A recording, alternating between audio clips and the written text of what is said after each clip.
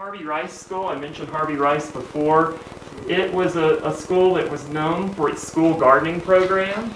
And so from the 1920s on, for I'm not sure how long it lasted, to be honest, but haven't really researched it closely. But you can see the kids out here. This is in 1922, and the kids are tending the gardens around the school. So I find it really interesting that Cleveland, and not just this school, but there are several other schools in the Cleveland area, public schools that had really strong gardening programs many decades ago. So a lot of times we think about urban gardening as being this sort of new thing, and it is kind of, there's a new resurgence of interest, but it has a long time history that's kind of ebbed and flowed over time.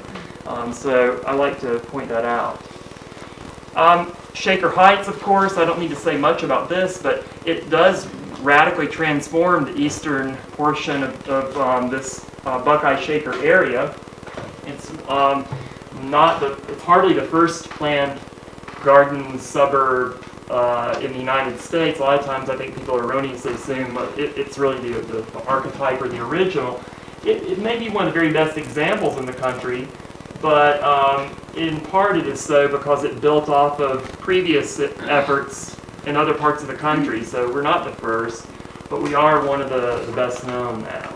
You could say Roland Park outside Baltimore, Llewellyn Park outside New York, Riverside outside Chicago, and I could rattle off a fair list of ones that predated Shaker Heights and had some of the same features, such as the curvy streets and the green belts running through them.